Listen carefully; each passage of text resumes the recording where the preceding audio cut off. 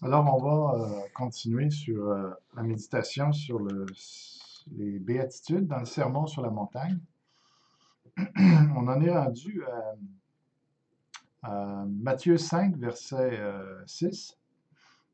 Ça dit Heureux ceux qui ont faim et soif de la justice, car ils seront rassasiés. Euh, donc, ici, je veux tout de suite vous conduire dans Luc 6, avec le parallèle de cet enseignement-là dans Luc. Ça dit Heureux vous qui avez faim maintenant. Donc, on ne mentionne pas la justice ici, juste simplement la faim, car vous serez rassasiés. Et à l'inverse, ça dit Malheur à vous qui êtes rassasiés, car vous aurez faim. OK. Alors, en méditant ce texte-là, ça me fait revenir à la différence qu'il y a entre les béatitudes de Matthieu et les béatitudes chez Luc. J'ai déjà dit que l'une était, dans Matthieu, c'était beaucoup plus spirituel, dans le sens parler des choses, la condition de l'esprit, la condition éternelle, tandis que Luc est beaucoup plus terre à terre, c'est vraiment la condition terrestre, et puis le ressenti pour le corps, l'expérience du corps. Est-ce que je peux justifier ce point de vue-là, cette différence-là? Bien, je pense que oui. Parce que vous allez remarquer en méditant que, tout d'abord, dans Matthieu, quand il parle, on l'a déjà mentionné, mais je reviens là-dessus, quand il parle du pauvre, alors que Luc dit pauvre, ça s'arrête là. Matthieu, lui, rajoute pauvre en esprit.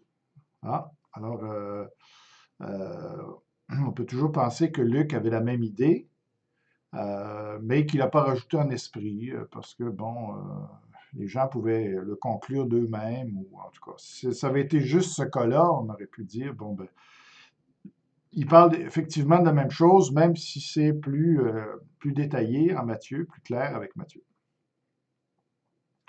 Mais vous allez remarquer la même chose avec justement notre texte d'aujourd'hui.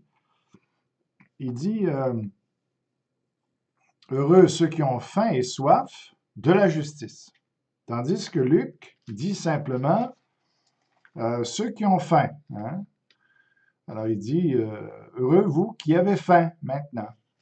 Pas de justice. Donc là, on voit encore, on voit que ça semble être plus que, bon, ici on pourrait toujours encore dire fin, sous-entendu, fin des choses spirituelles, de la vérité, des choses qui concernent l'esprit, finalement, l'éternité. Mais quand même, Matthieu, lui, on peut toujours sous-entendre des choses comme ça, mais Matthieu, lui, le précise clairement, heureux ceux qui ont faim et soif de la justice. Alors, c'est une autre indication comme quoi, effectivement, il spiritualise les choses, ou il veut parler plus de la condition, une condition intérieure, pas celle du cœur, pas celle du corps, mais celle du cœur plus. Alors, voilà. Donc, ça, c'est une première indication. Ces détails-là que Matthieu rajoute, qui montrent que Matthieu aborde la chose différemment de Luc. Deuxième indication aussi, vous verrez que dans toutes les béatitudes de Matthieu, qui ne sont pas reprises par Luc, ce sont des béatitudes qui ont plus rapport aussi à quelque chose d'intérieur, hein. Bon, d'abord, il y a les débonnaires, puis il parle de la miséricorde, heureux les miséricordieux, eux ceux qui ont le cœur pur, les autres qui procurent la paix. Euh, Ça, c'est pas repris par Luc. Et justement, parce que on voit moins, en tout cas ici, une condition euh, terrestre, surtout avec l'expression heureux ceux qui ont le cœur pur, hein. C'est clair ici que Luc, s'il veut parler du vécu terrestre, l'expérience terrestre, très terre à terre, non pas celle de l'esprit, eh bien, on comprend qu'ici, heureux ceux qui ont le cœur pur, il va avoir la difficulté à reprendre ça parce que le sens même de cette béatitude-là, elle est intérieure, elle est spirituelle, vous comprenez? Alors, de même, heureux ceux qui procurent la paix, euh, c'est moins, c'est plus difficile à le transposer sur un plan tout à fait terrestre, l'expérience du corps et tout ça, c'est bon. Alors, ça peut être une deuxième raison. Les éléments dans les béatitudes qui touchent plus à quelque chose de spirituel dans le cœur, comme le heureux les miséricordieux, alors ceux qui pardonnent, hein, ou qui viennent en aide par amour aux autres, ça se transpose moins simplement sur un plan terre à terre comme Luc. Alors ça, c'est une deuxième indication comme quoi Matthieu aborde les béatitudes sur un autre plan que celui de, de Luc. Euh, Par la suite, on a d'autres confirmations. On va tourner dans Luc. Alors, on a tout d'abord, euh, alors il dit, bon, il y en a juste 4 béatitudes qui sont celles exactement de Matthieu, les 4 heureux. Euh, donc, si on prend seulement la première, heureux vous qui êtes pauvres, alors si on va dans l'inverse, et que ça dit au verset 24, mais malheur à vous riches, car vous avez votre consolation. Alors, euh, si on dit, par exemple, heureux vous qui êtes pauvres, et puis qu'on sous-entend, heureux vous qui êtes pauvres en esprit, à cause de l'inversion au verset 24, mais malheur à vous riches, alors on devrait sous-entendre aussi riches en esprit, mais là ça ne marche pas du tout parce que ça dit malheur. Alors on voit que réellement le sens de richesse, ici c'est très, très terre à terre, hein. Bon, il n'y a rien de spirituel là-dedans, on parle de richesse monétaire de ce monde, hein. Alors, par inversion, heureux vous qui êtes pauvres, eh bien, on est obligé de conclure qu'il s'agit d'une pauvreté matérielle aussi. Alors ça nous aide à voir. Alors, les autres notions, c'est la même chose, hein. Quand il dit heureux vous qui avez faim maintenant, si Luc sous-entendait avoir faim des choses spirituelles, de la justice de Dieu, de connaître Dieu, etc., eh bien, à l'inverse, dans le verset 25, malheur à vous qui êtes rassasiés, ça ne tient pas non plus. Parce que rassasié, ça serait rassasié des choses spirituelles.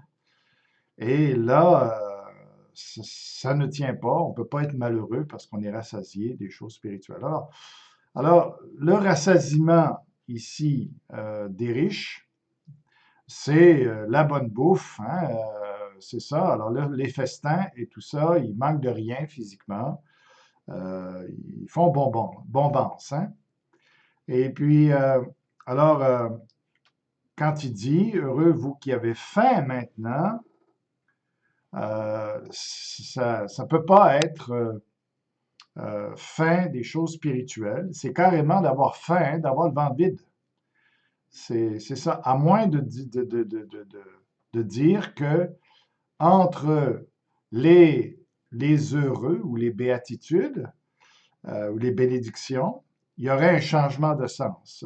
Au départ, Luc pensait qu'à des choses spirituelles, les choses de l'âme, du cœur, de l'intérieur, tandis que quand il parle des malheurs, il y a une inversion aussi dans le sens que là, il change de sens et il va plutôt sur les choses matérielles pour dire malheur, malheur, malheur. Mais ça, c'est moins facilement compréhensible. En tout cas, c'est plus difficile de penser comme ça. C'est mieux de dire que sur tout le long, il avait une idée de choses plutôt matérielles. Ceux qui les ont sont dans le malheur parce qu'ils ne pensent pas à l'éternité. Et ceux qui ne les ont pas, puis qui espèrent les avoir en Dieu un jour, eh bien, eux sont vraiment heureux. Alors, ça, ce que je viens de dire là, ça donne une troisième bonne raison de penser que Luc est en train de traiter les choses sur un plan tout à fait physique, tout ça. Donc, les pauvres sont de vrais pauvres. Ceux qui pleurent, ils pleurent réellement avec des larmes physiques, c'est ça. Et ceux qui sont persécutés, on va le voir plus loin, plus tard, c'est vraiment une persécution physique hein, aussi. Alors là, on arrive avec notre texte d'aujourd'hui. Heureux vous qui avez faim maintenant, car vous serez rassasiés. Alors, ce serait, si on veut observer le même sens, alors des gens qui vraiment manquent de nourriture, sous-entendu parce que on leur barre le chemin du travail, parce que dans le même contexte, il parle de la persécution. Donc, qui non seulement sont pauvres, pleurent à cause de cette persécution-là, mais ont faim aussi parce qu'ils n'arrivent pas à trouver du travail. Ils sont pourchassés, donc ils ne peuvent pas cultiver, ils doivent fuir, donc ils ne sont pas en mesure de se nourrir, doivent se nourrir un peu n'importe comment. Euh, alors, donc, ça fait beaucoup de sens, tout ça. C'est pas juste avoir faim, bon, parce que, je sais pas, on travaille pas, on est paresseux, un peu comme la pauvreté, là. Mais c'est avoir faim, une faim qui est quand même une faim physique rattachée parce qu'on est chrétien. Tu sais, mais c'est une réelle faim physique, non pas une faim spirituelle. Une faim de l'âme, là, un désir de la parole de Dieu, par exemple, ou de connaître Dieu, d'avoir la révélation de Dieu et des choses comme ça. OK? Mais alors, on comprend, heureux vous qui avez faim, maintenant que vous souffrez de la faim, dans l'éternité, vous n'aurez plus à avoir faim. Mais là, est-ce que ça reste matériel? Hein? Est-ce que ça reste physique? Quand il dit vous n'aurez plus faim, c'est ce qu'il dit, vous serez rassasiés, donc vous n'aurez plus faim physiquement.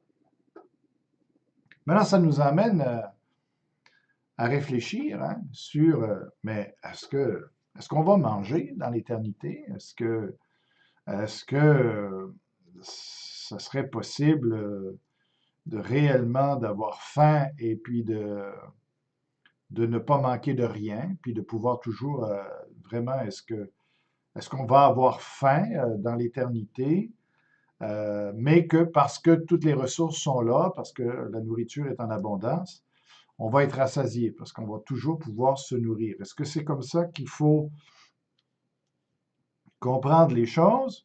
Ou quand il dit heureux, vous qui avez faim maintenant, faim physiquement, vous serez rassasiés, de dire, est-ce que on veut un petit peu déformer le sens, si on peut dire, pour dire, oui, parce que vous aurez même plus à manger, donc non seulement il y aura tout ce qu'il faut dans le royaume pour pourvoir à vos besoins physiques, mais vous n'aurez plus les mêmes désirs physiques. Donc, dans ce sens-là, vous serez rassasiés. Mais on sait qu'on va ressusciter. On sait qu'on va avoir un nouveau corps. Jésus a parlé qu'il allait boire du vin encore avec nous, en tout cas, à moins de spiritualiser les choses. Tu sais, je ne boirai plus de cette coupe d'ici que je sois avec vous dans le royaume.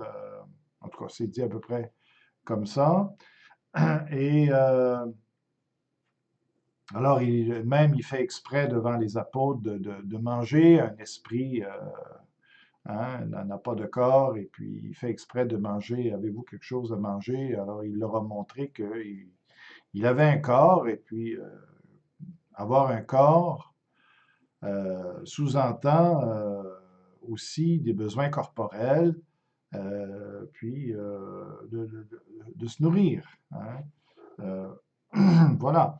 Alors, on peut très bien penser qu'effectivement, ce verset-là nous dit que dans l'éternité, on va avoir faim, mais une certaine faim juste pour nous dire que c'est le temps de manger, mais que on va se nourrir, jamais on va manquer de quoi que ce soit physiquement dans l'éternité. Hein. On peut comprendre ce verset-là comme ça. Sauf que là, on arrive à un problème avec le verset 25, toujours par logique correspondante. OK? Parce qu'il dit, malheur à vous qui êtes rassasiés, donc vous qui faites bombance, qui vous empiffrez, bon, pouvez faire le péché de gourmandise maintenant. Il n'y a rien qui vous manque, vous n'avez jamais faim, car vous aurez faim. Oups. Alors là, est-ce que ça veut dire, si on garde le même sens, est-ce que ça veut dire que réellement, ceux qui n'appartiendront pas à Jésus-Christ, en enfer, vont réellement avoir non seulement un corps, parce qu'on sait que tout le monde va ressusciter, il y en a qui vont ressusciter pour la vie, d'autres qui vont ressusciter pour la mort éternelle, mais le fait qu'ils aient un corps, est-ce que Dieu va permettre qu'ils éprouvent la faim? Hein, ça nous paraît drôle un peu. On présente plutôt l'enfer comme étant une souffrance rattachée à un feu. Est-ce qu'il est réel ou non, ce feu-là? Ça, c'est une bonne question auquel je ne veux pas répondre là. Mais là, on est confronté à une autre réalité. La faim, si on peut d'un côté être rassasié dans l'éternité parce qu'on a un corps et qu'on va manger, est-ce qu'on peut penser que les perdus, dans une partie de leur souffrance va être que justement, qu'ils vont ressentir la faim qu'ils n'ont jamais ressentie quand ils étaient sur la terre.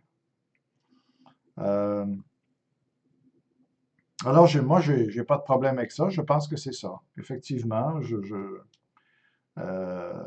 qui serait juste aussi, hein, ce qui serait juste, parce que c'est pas juste qu'on laisse des gens souffrir de la faim alors que nous, on se gave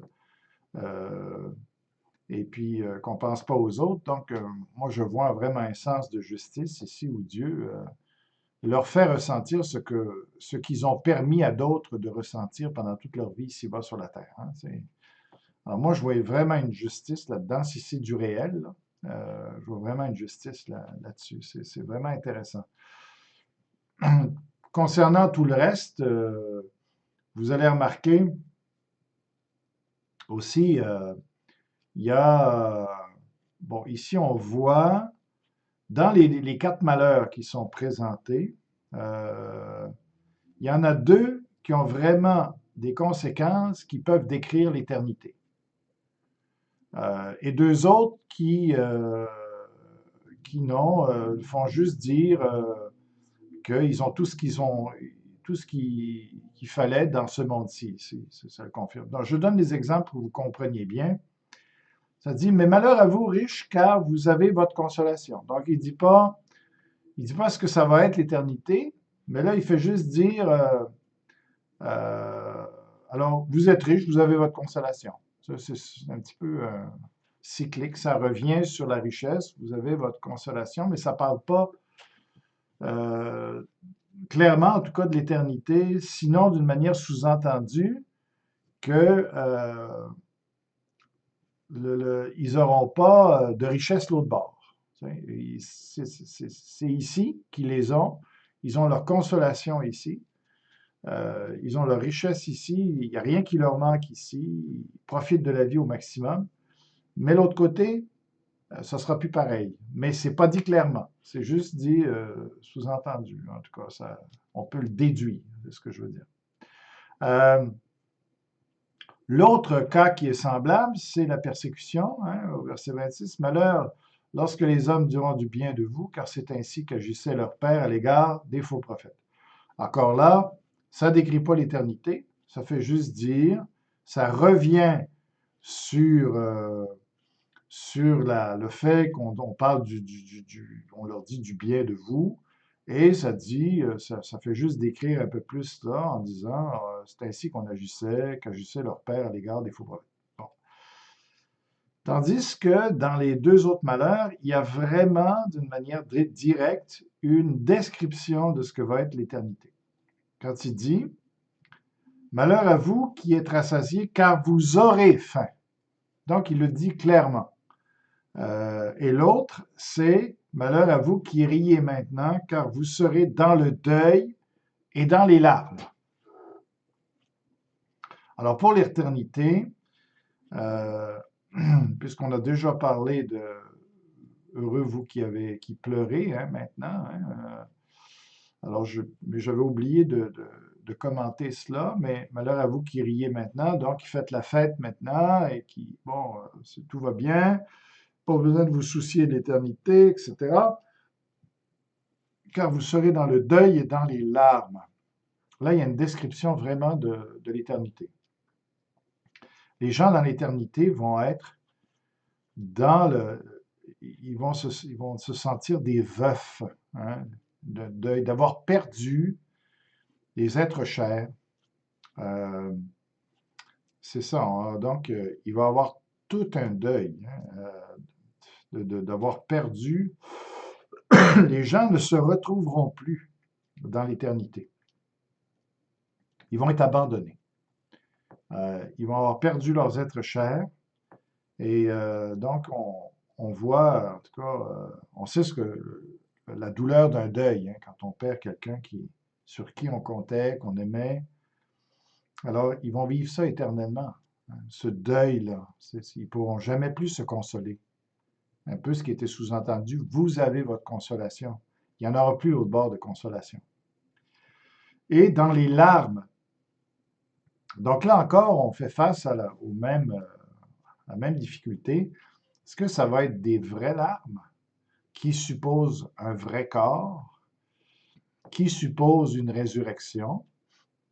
Si on va à l'inverse, on peut dire oui, il y aura une résurrection même pour les injustes, même pour les perdus, ce qui implique qu'ils auront un corps, ce n'est pas nécessairement le même que ceux qui sont sauvés, et qui peut, dans ce cas-là, oui, effectivement, y avoir de vraies larmes. Alors, ce n'est pas exagéré de dire que non seulement il y aura un deuil et des larmes réelles, mais qu'il y aura aussi une fin réelle. Ouais. Parce que ça, c'est l'autre description qu'on a de l'éternité. Car vous aurez faim. Heureux vous qui êtes rassasiés, car vous aurez faim. Alors, une réelle faim physique. Alors, il me semble que ça se tient, qu'on n'est pas obligé dans Luc de spiritualiser, que vraiment Luc et Matthieu ont simplement fait ressortir des aspects différents des béatitudes. Euh, voilà, alors c'est tout pour cette description-là aujourd'hui.